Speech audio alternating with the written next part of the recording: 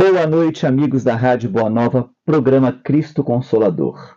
Peço que nos ajudem na divulgação da doutrina espírita, colaborando com o Clube Amigos da Boa Nova, pelo telefone 0800 12 018 38. Quero aproveitar e mandar um abraço aos amigos da Rádio Boa Nova e à Fundação André Luiz. Cristo Consolador, todas as terças-feiras, às 23 horas. Hoje nós estamos recebendo aqui o Afrânio, que é um grande colaborador com a Casa de Eurípides Barçanufo, e ele vem trazer um tema muito interessante e bem verdadeiro, né? A vida é fruto de nossas escolhas. Boa noite, Afrânio. Boa noite, Jorge. Boa noite, amigos da Rádio Boa Nova. Que a paz do nosso irmão maior Jesus esteja com todos nós, nessa noite e sempre. Vamos lá? Vamos lá, então? Vamos. Meus amigos, como não é diferente de todos os temas, né, que aqui nós viemos trazer e nada mais é do que instigar as reflexões a todos nós. A vida é fruto de nossas escolhas. Vamos falar a princípio, né, da nossa vida material. Assim que nós encarnamos, nós iniciamos a nossa vida escolhendo e fazendo a opção pela vida, né? Por isso que os bebês choram muito, né? Porque tem demandas que não conseguem se manifestar, né? Verbalmente, nem pelo sentido, somente a única situação que os permitem a manutenção dessa vida é o próprio choro. E tem um ditado muito antigo, que é aquele que não chora não mama, né? Não mama, quem não chora não mama.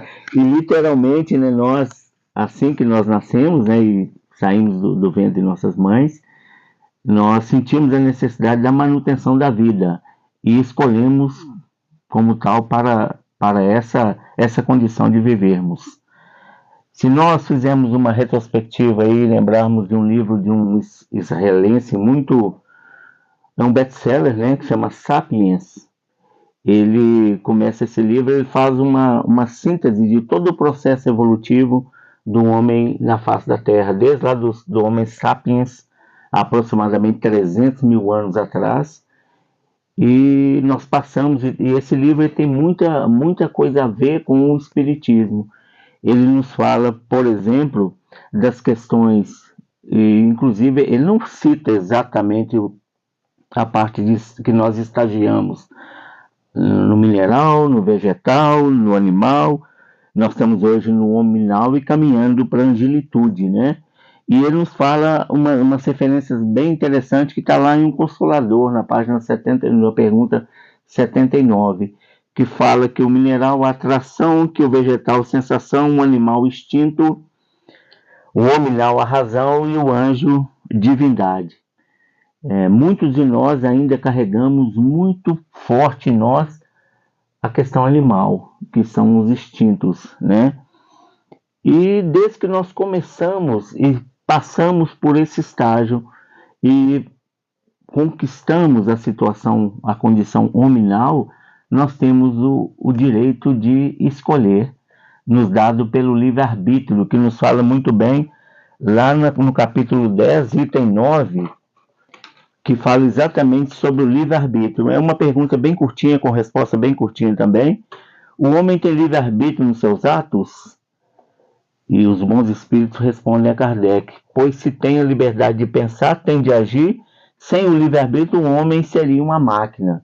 Ou seja, a partir desse momento, a nossa condição nominal, conforme esse escritor coloca para a gente, desde lá que nós éramos coletores e basicamente nômades, ou seja, nós nos alimentávamos, né, naquela época, e aproveitávamos tudo que tinha naquela região.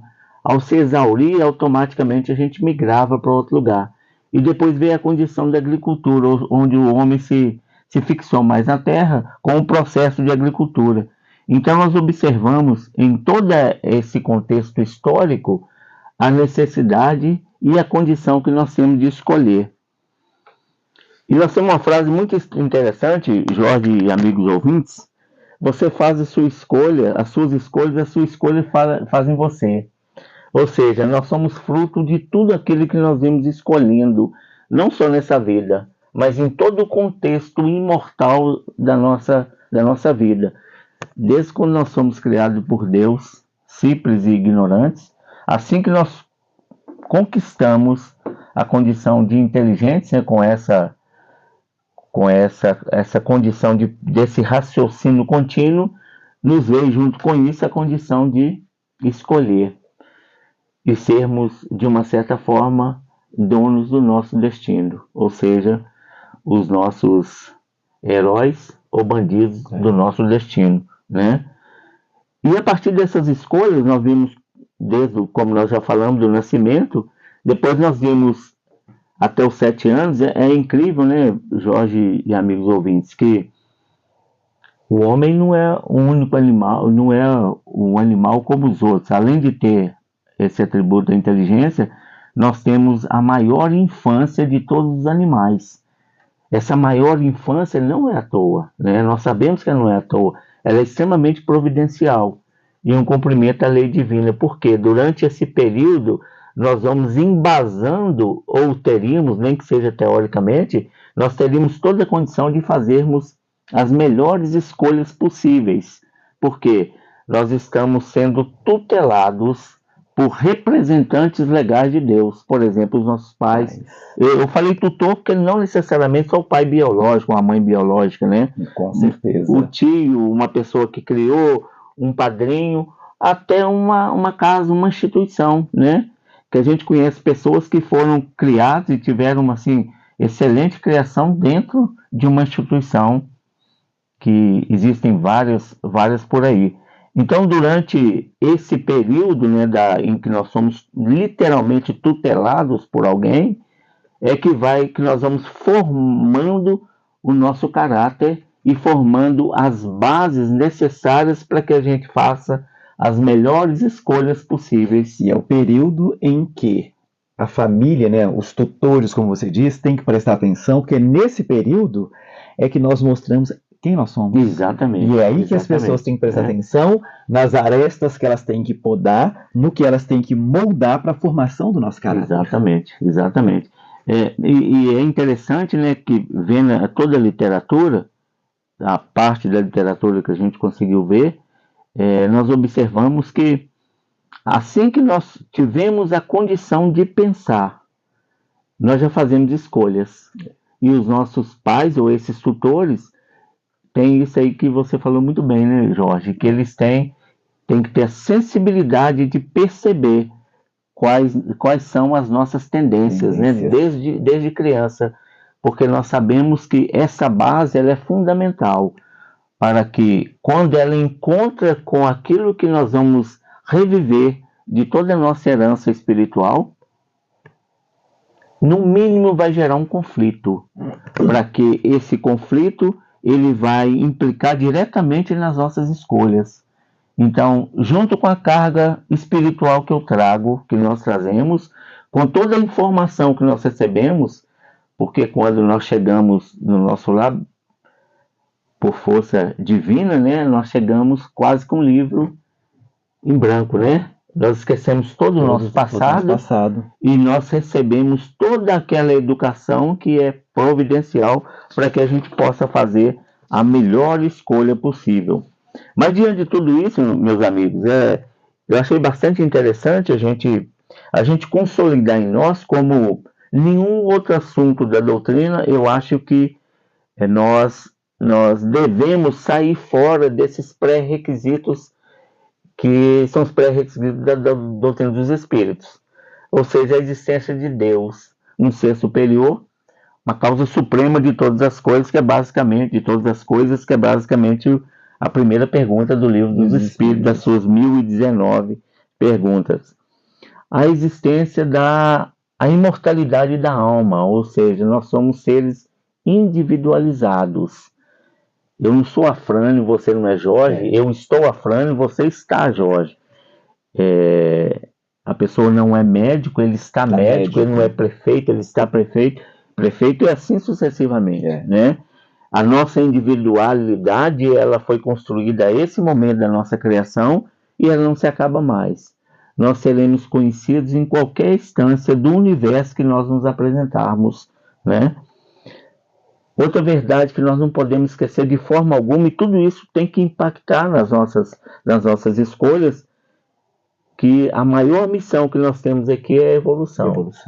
Evolução, não só a evolução intelectual, como ainda muitos de nós ainda pensamos. A moral, né? Exatamente. É a mais difícil. É a mais importante, porque nós vivemos num mundo quase que predominado pelo capitalismo, né? E nós ainda somos muito apegados na evolução intelectual, que normalmente nos proporciona maior rentabilidade, né? Nós sabemos que muitas crianças, adolescentes, e entrando na fase de pré-adulto, são extremamente influenciados pelos pais para escolherem uma profissão que lhe proporcione uma rentabilidade financeira a melhor possível. Com certeza. Então, essa evolução não é só intelectual, é óbvio que ela faz parte, né? É óbvio que ela faz parte, que Jesus não conseguiu ser o espírito extremamente evoluído que ele é hoje se não tiver o conhecimento intelectual. Os próprios milagres feitos pelo Mestre Jesus são manifestações não só da moralidade ao extremo, né, que ele mostrou aqui para a gente na Terra, como ele é um ser de luz, mas o conhecimento intelectual, basicamente, desse orbe em que ele é o governador, né? A pluralidade das existências, juntamente com o tempo, é o que se faz a justiça e se permite que se manifeste em nós e em todo o universo a justiça de Deus, que são as reencarnações. A gente não consegue imaginar como é que nós vamos evoluir se não tiver reencarnação. Como muitos de nós pensávamos, né, e muitos companheiros ainda pensam, que a vida, a gente escuta isso, a vida só dá uma safra, né?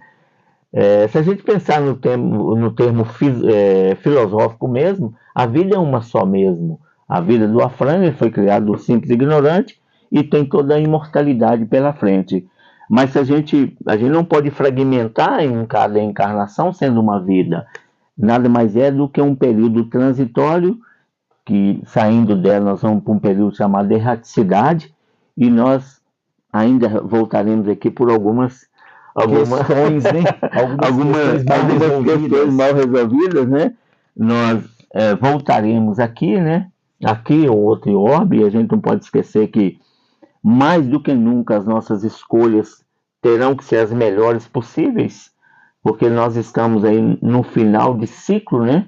Saindo do mundo de provas e expiações em que ainda o mal impera, e vamos entrar no mundo de regeneração, que ali o bem vai imperar, né? Não que ali necessariamente os espíritos serão espíritos de luz, mas serão espíritos voltados para o bem, né?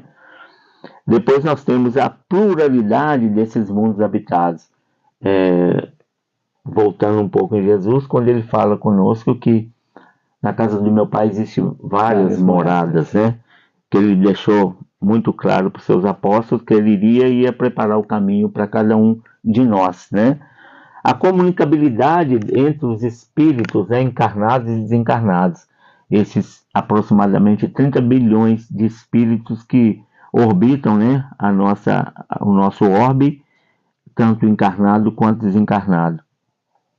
E a moral dos espíritos, né, dos espíritos superiores, que é também uma base muito grande para que as nossas decisões, as nossas escolhas, baseado em todo esse ensinamento que o Cristo trouxe, desde nós temos na própria literatura, né?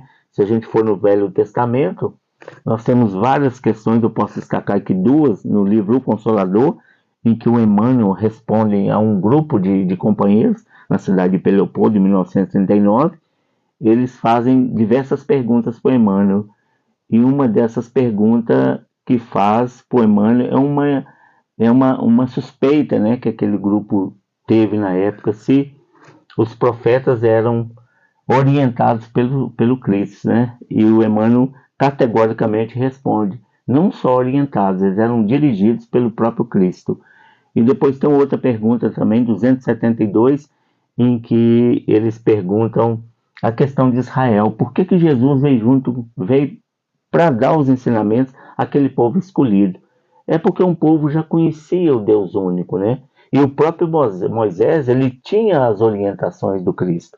Então, a gente não pode esquecer da história e nem esquecer dessas bases que nós vimos conhecendo ao longo da nossa existência, fazendo com que, mesmo que hoje muito teórico ainda, vai pautar as nossas escolhas, né?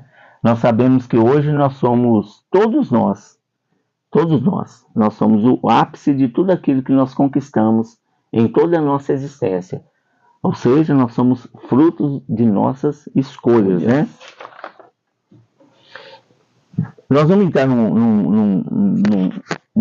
algumas reflexões, meus amigos. Eu acho que vale a pena a gente recordar aqui, e na pergunta 246 de O Consolador, o Emmanuel faz uma distinção bastante didática e muito simples da gente entender. É perguntado para ele a diferença entre prova e expiação. A provação é uma luta que ensina ao discípulo rebelde e preguiçoso a estrada do trabalho e da edificação espiritual. Ou seja, a provação é aquilo que nós estamos passando para realmente consolidar se nós aprendemos ou não. Nós podemos tirar um 10 ou tomar bomba, né? Se tirar um 10, nós vamos para as próximas, né? Se tomar bomba, nós vamos voltar na escola da vida de novo para poder reaprender aquilo que nós não conseguimos absorver. Sermos testados novamente. Sermos testados novamente. E a expiação, que é aquilo que é a palavra que talvez mais mexe com a gente, que nada mais é do que a pena imposta a um malfeitor por um crime que é cometido, né? E essa expiação, meus amigos, nós, como eu falei anteriormente, nós estamos vivendo nesse período de transição, ou seja, no final de um ciclo em que a expiação, mais do que nunca, a gente observa, né, Jorge? Não só a expiação pessoal, mas coletiva. Nós vimos aí ao redor do mundo, se a gente fechar os olhos e pensar nas diversas catástrofes. Quando eu falo em catástrofe do lado físico, é um movimento normal e natural da Terra, né? A Terra tem seus movimentos, né? Inclusive a precessão dos equinócios, que é uma mudança de eixo da Terra, em que realmente o sertão vai virar mar e vice-versa, né? Então nós estamos submetidos à condição física e evolutiva do planeta que nós vivemos. E uma coisa interessante, né? Isso que você fala, coisa interessante, porque quem conhece Minas Gerais, né, a região da Serra do Cipó, e se você anda pela região da Serra do Cipó, você encontra conchas naquela região. Tem também as cavernas, as grutas, né, que nós temos. Então, quer dizer, aquilo ali foi fundo de mar, né, e hoje não é. Então é isso que você está falando, né? Esses abalos, isso já vem acontecendo. Exatamente. Né? Ele vem acontecendo. Eu tive o prazer de ouvir um programa há pouco tempo atrás, chama Roda Viva, até indico, da Rádio Cultura, toda segunda-feira passa, e de vez em quando vem umas personalidades bastante interessantes.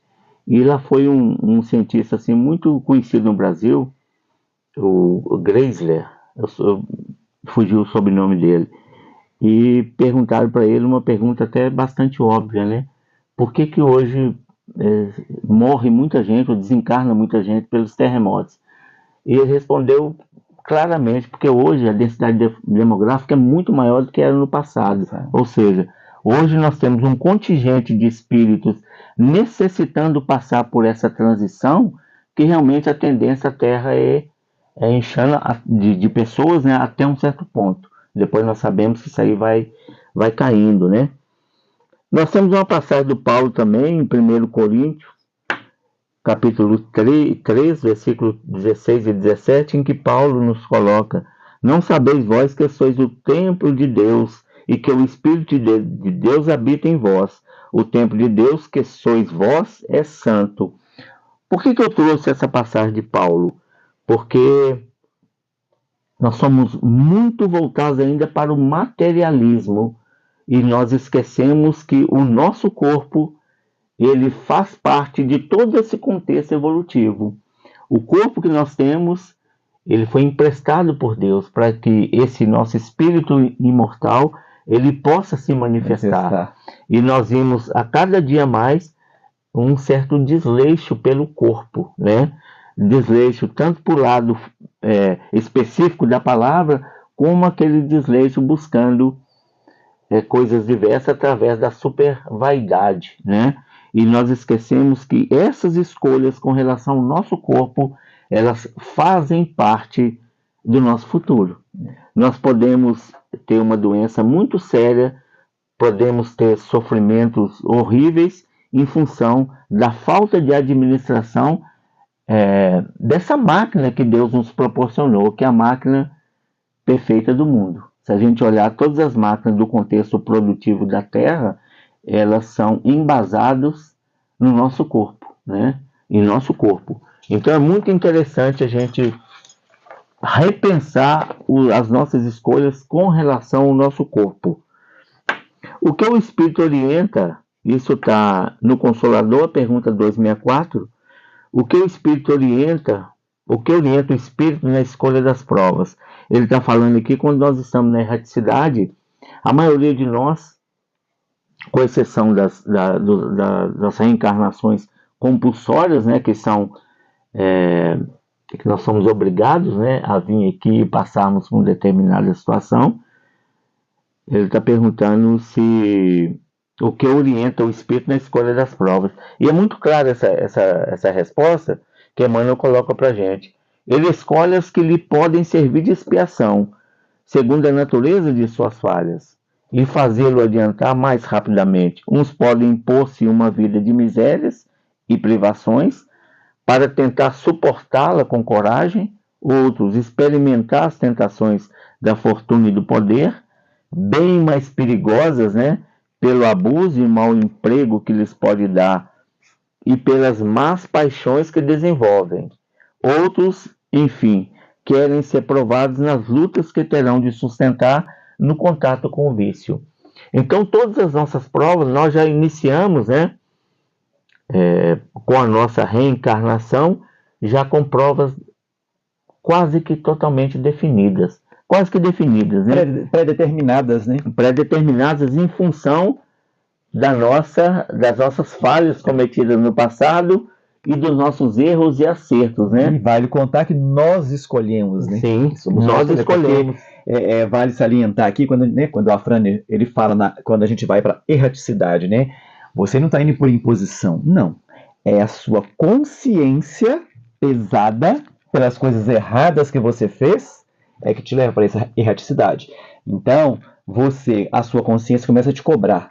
Então, você vai escolher, dentro do seu livre-arbítrio, as provas que você quer se submeter para consertar aquilo que você que está te cobrando, que está te punindo, porque é você mesmo punindo, não é Deus que pune a gente. É a nossa consciência pesada que nos pune. Exatamente. E Deus é tão justo e bom que Ele dá a gente o direito ainda de escolher as provas que a gente quer passar, né? Agora, quando somos espíritos ainda muito recalcitrantes, então aí, infelizmente, algumas têm que ser impostas, porque se for esperar o espírito, ele não quer. Então, tem que ser imposto a ele passar por aquilo.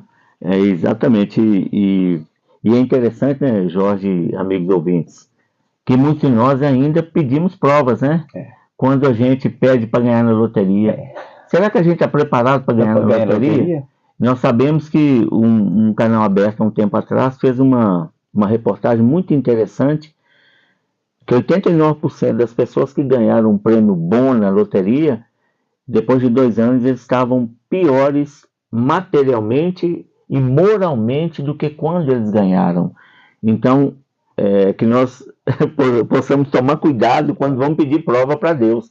Será que realmente a gente está preparado para isso, né? E deixa como está. Vamos deixar que as provas que nós escolhemos lá quando nós viemos a essa reencarnação, elas aconteçam em nossas vidas e que nós já sabemos aquilo que nós precisamos fazer para que a gente possa tirar um 10 nessa prova, né? As nossas tendências já nos direcionam para as escolhas que nós temos que fazer, né? As escolhas no campo profissional, no campo dos relacionamentos, não só o relacionamento conjugal, mas o relacionamento de amizade, né, com outras pessoas. Então, as nossas tendências, ele nos proporciona a escolher essas, mas nós temos que tomar muito cuidado com isso, que às vezes nós nos enganamos com um monte de situações e tomamos escolhas erradas. Não podemos esquecer, né, meus amigos, que na vida não existe erro propriamente dito, ou pecado, ou perdedores, né?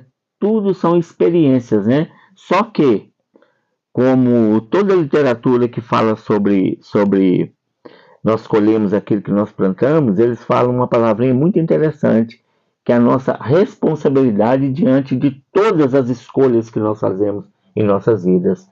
Se for escolha para o bem, nós temos a responsabilidade de colher o bem. Mas se for para o mal, nós temos a responsabilidade também de colher o mal. Isso é bem sério e faz com que a gente possa refletir diante das escolhas decisivas de nossa vida.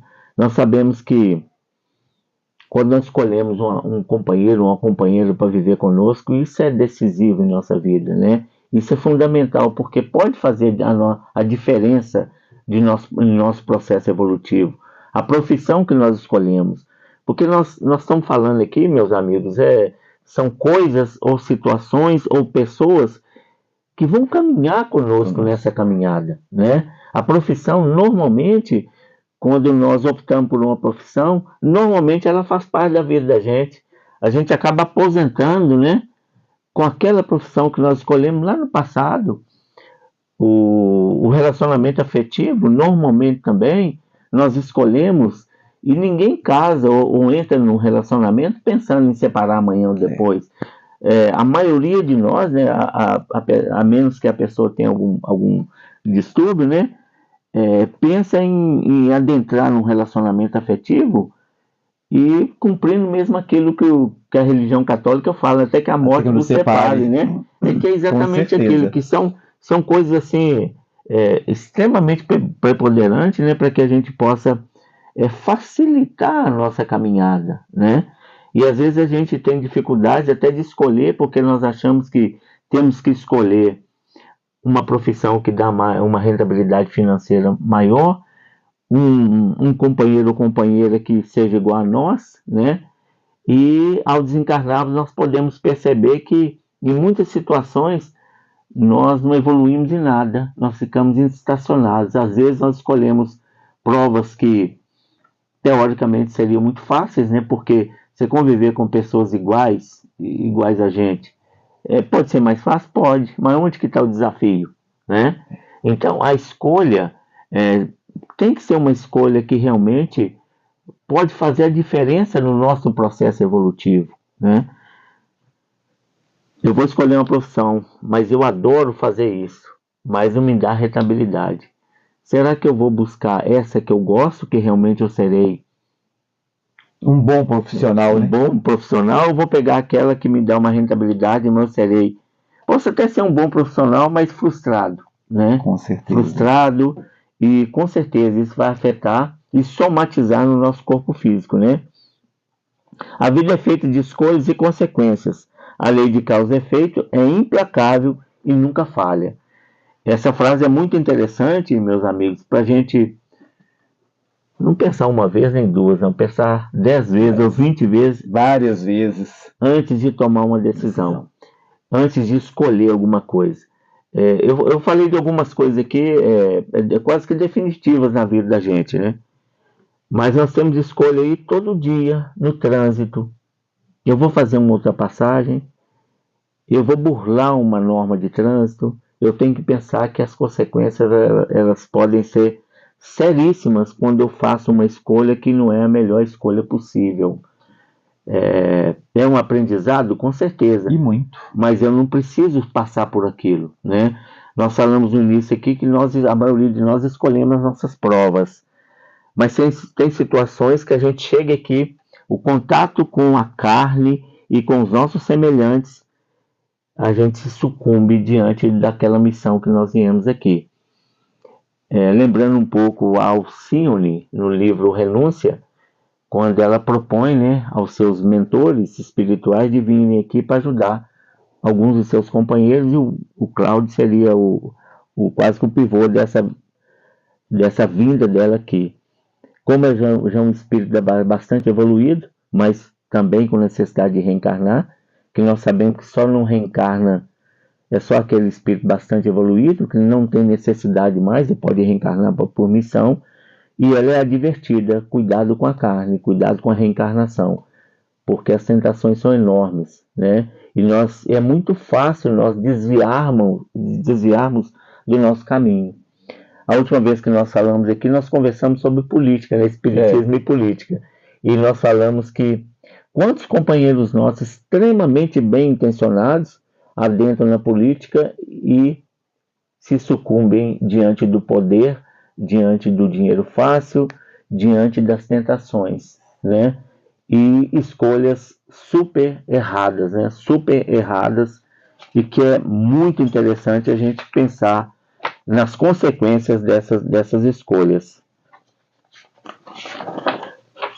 Vocês que estão nos ouvindo, nós estamos aqui no programa, gravando o programa de rádio, né? E é uma escolha. Eu tenho certeza, Jorge, que você tem um monte de coisas que você poderia estar fazendo lá fora. Eu também tenho um monte de coisas que eu poderia estar fazendo. Mas nós escolhemos estarmos aqui nesse momento. Você que está nos ouvindo, nós os parabenizamos pela sua escolha de estar ouvindo o nosso programa, né? Qualquer que seja a sua escolha na vida, ela será válida. Na pior das hipóteses, servirá como aprendizado. Chorar por escolhas erradas não deixa ninguém aliviado e sim torturado. O meu conselho é que se comemore os erros, porque a partir daí adquirirá a habilidade em alcançar. É aquilo que nós é do Guy Barreto, essa frase é o que nós falamos anteriormente, que não existe perdedores. Se a cada fracasso a gente tiver na vida, em qualquer campo afetivo, profissional, nós nos sentimos fracassados, aquele fracasso não vai cumprir a missão dele em nossa vida, que é fazer com que a gente aprenda e não repita aquela situação, né? É muito interessante que nós cometemos erros, nós vamos continuar cometendo erros, nós vamos continuar fazendo más escolhas, mas que nós não sejamos repetitivos, né? Que nós não escolhemos a mesma coisa que nós sabemos que não deu certo, né? E a escolha errada, se a gente não fizer dela uma oportunidade de melhoria, de crescimento e de evolução, fica difícil a gente evoluir. Nós vamos evoluir de qualquer maneira, quer queiramos ou não, né? Isso isso é compulsório da lei, né? Isso é compulsório. A única certeza que nós temos é que nós iremos desencarnar e que nós iremos evoluir, quer queiramos ou não. O tempo é que vai fazer a diferença. O quanto nós queremos sofrer ou não queremos sofrer, que vai fazer com que nós chegamos a essa situação de anjos, né? Tem um livro muito interessante do Sebastião Camargo, ele nos fala o título do livro, Do Átomo ao Anjo. Ele fala essa trajetória que nós fazemos, né? E o máximo dessa trajetória são as reencarnações, que nos proporciona N oportunidades, né? Pelas provas e das oportunidades que nós temos no nosso dia a dia, né? Às vezes não está nem inserido no contexto de provas, porque as provas, ela dá uma espinha dorsal, né? Dá um encaminhamento para que a gente possa passar e fazer com que a gente cresça. Mas no meio desse encaminhamento nós temos muito outras coisas que nos favorecem a oportunidade de escolher. Como nós falamos, os nossos tutores, que nós temos os nossos tutores a nível espiritual também. Né? Nós estamos aqui encarnados, mas eles estão soprando no nosso ouvido o tempo todo, né? Ó, toma cuidado com isso, toma cuidado com aquilo. Não faz isso. Né? Nós lembramos mais uma vez o Paulo de Tarso, quando ele fala: por que não faço o bem que eu quero, mas o mal que não quero, eu faço? Mas se eu faço o que não quero, já não sou eu quem o faz, e sim o pecado que habita em mim. Ele está se referenciando no final aqui às nossas más escolhas. O Paulo teve uma decisão fundamental na vida dele, que é o Paulo que nós conhecemos hoje, né? Que quando ele fez tomou essa decisão, ele era o Saulo, né? No caminho de Damasco, ele recebeu talvez um dos convites mais conhecidos no mundo, né? Mais conhecido no mundo. As portas de Damasco, o próprio Cristo fez esse convite para ele: divulga a minha boa nova, a boa nova do meu Pai, que é o Evangelho. E o Paulo agarrou nessa escolha até o final dos seus dias encarnado aqui na Terra, né? Se a gente vê o livro, se você não leu, que não perca a oportunidade de ver Paulo Estevão, você vai ver a saga desse espírito, né? Que saiu de um espírito detestado, né? Detestado por muitos, principalmente pelos cristãos, e para virar aquele vaso escolhido pelo Mestre, né? E fala exatamente da condição que nós temos hoje. Não interessa o que nós fazemos no passado, o que interessa para a gente é daqui para frente. A escolha que a gente fizer agora. E é interessante isso que você fala, né? Que ele foi de um extremo ao outro, né? Saulo, o maior perseguidor dos cristãos. Paulo, o maior divulgador da doutrina cristã. E interessante, né, Jorge? Numa encarnação, né? E o que é interessante que quando Cristo faz o convite, ele não fica se punindo pelo que ele fez. Sim. Ele pegou a missão, encarou e foi. Ele esqueceu o passado. E é muito interessante a história do Paulo, que ele usa o seu passado até no conforto das lutas que ele teve depois, né? E depois que ele assumiu, o Cristo foi muita luta, né? Muito apedrejamento, muita coisa ruim que aconteceu com ele. Mas hora nenhuma ele vacilou, né? Vacilou diante daquela escolha que ele fez, né? E é interessante isso que você fala, Frane, porque hoje você vê, né, mais de 2000 anos depois, nós, né, que quando nós assumimos, né, uma postura dentro de uma casa espírita, quando nós assumimos uma tarefa, nós somos julgados, somos apedrejados. Sim. Né, porque, e se a gente não se mantiver firme naquele propósito, você acaba desistindo da tarefa. Sim. Né? Eu falo que assim, as pessoas, porque a gente não atira pedra em fruto verde. Gente, tudo bem, você para que atirar pedra? Não tem necessidade de atirar pedra. Né? E é isso que a gente vê hoje, 2000 anos depois, né? Você quer ser um cristão e você ainda é perseguido. Sim. O próprio exercício do perdão, né? Eu acho que a maioria de nós já passamos por situações difíceis e que você acabou perdoando, né? E que você é criticado, né? Porque você exerceu o perdão. Como nós falamos, meus amigos, nós estamos vivendo esse mundo de transição, né? Nesse período de transição, e está terminando um ciclo, né? E entrando em outro ciclo. Eu achei muito interessante essa pergunta, a gente colocar aqui também, é do Consolador. Se uma criatura desencarna deixando inimigos na Terra, é possível que continue perseguindo seu desafeto dentro da situação da invisibilidade? Olha que pergunta bem interessante que foi feita ao Emmanuel. O que ele quer falar com isso? Eu lembrei daquela fala do Paulo: reconcilie com o vosso inimigo enquanto estáis a caminho. Né? O Emmanuel, ele quase que sintetizou essa fala do Paulo. E por que eu trouxe isso aqui? Aqui está a nossa escolha. Qual de vocês, ou qual de nós, né? Ou de vocês que estão nos ouvindo agora, eu não vou falar nem desafeto e nem inimigo, que não tem aquela pessoa que você não é muito simpático, né? Você acha que se eu desencarne ou desencarne dela, vai cortar essa antipatia vai acabar? De forma alguma. Como nós falamos nos relacionamentos conjugais, né, em que você escolhe uma pessoa que realmente possa te auxiliar no crescimento, é que é a mesma coisa. É desafio você procurar essa pessoa, mas eu que tenho que procurar. Por que eu tenho que procurar e não ela? É porque você já tem o conhecimento necessário para isso. Mas se ela não aceitar, problema dela. Você tem que fazer Pelo menos sempre você fez a sua parte, a você sua tentou. parte, né? Olha a resposta super inteligente do Emmanuel. Isso é possível e quase geral.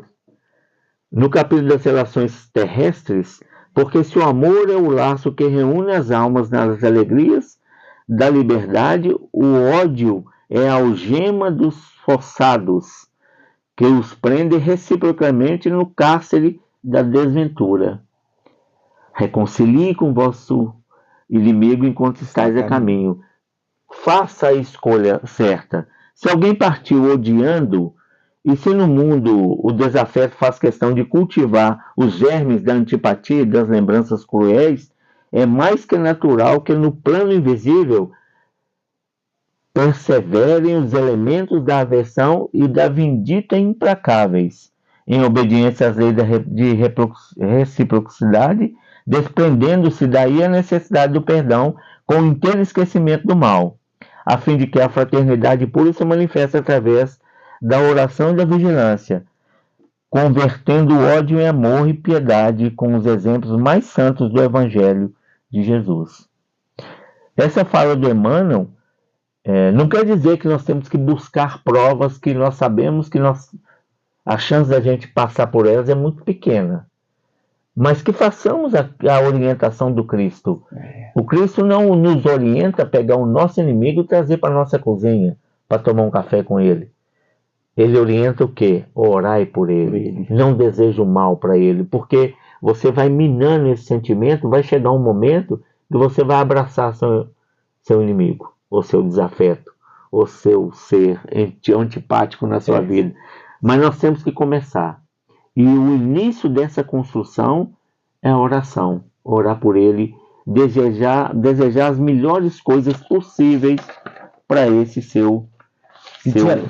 Pedir a Deus no momento de oração que tire de você aquele sentimento ruim que você tem por aquela pessoa, né? Se você já fizer isso, já está começando, já está trabalhando, já ajuda muito. E nós já temos condições para isso, né? Nós tivemos os profetas, nós sabemos, extremamente orientados pelo Cristo. Tivemos o Velho Testamento que eu falo do cristianismo, os diversos missionários. Tivemos os outros missionários também que não necessariamente do cristianismo, como um Buda, um Mahatma Gandhi, né? E esses missionários vieram trazer para a gente essa mensagem, né? O amor. O amor cobre uma multidão de pecados. Nós já sabemos disso, nós já saímos lá da lei de Italião, né? Nós já vivemos naquela época que as soluções os problemas eram resolvidos no fio de uma espada, né? Nós já passamos por isso. Essa fase, né? E nós ainda vimos no mundo de hoje, conforme nós comentamos anteriormente, e nós espíritas sabemos, né? Que existem ainda milhares de espíritos reencarnados na Terra, tendo as suas últimas oportunidades, né? Sua última oportunidade. E de realmente melhorarem, né? E conseguirem a evolução. E ainda continua insistindo no erro, né? Continua insistindo nas escolhas erradas. Conforme nós falamos que tem problema a escolha errada, só que você vai ter que pagar por elas, né? Através ainda do sofrimento. Você vai responder por elas, né? Responder por elas, e é uma consequência natural de uma lei divina, que é ação e reação. Então nós vamos colher exatamente aquilo que nós plantamos. Com certeza. Ok, Jorge? Meus amigos, nós estamos terminando o nosso horário. Agradecer a Deus, né, por essa oportunidade. Agradecer a todos vocês que estão nos ouvindo nessa noite. Que Deus continue nos abençoando hoje, amanhã e sempre, e que possamos realmente colocar em prática os ensinamentos dos bons espíritos que vêm nos trazer a todo momento. Que Deus abençoe. Um grande abraço a todos vocês. Nós que agradecemos ao Afrânio a participação. Chegamos ao fim do nosso programa Cristo Consolador. Peço a você que está aí nos ouvindo, né?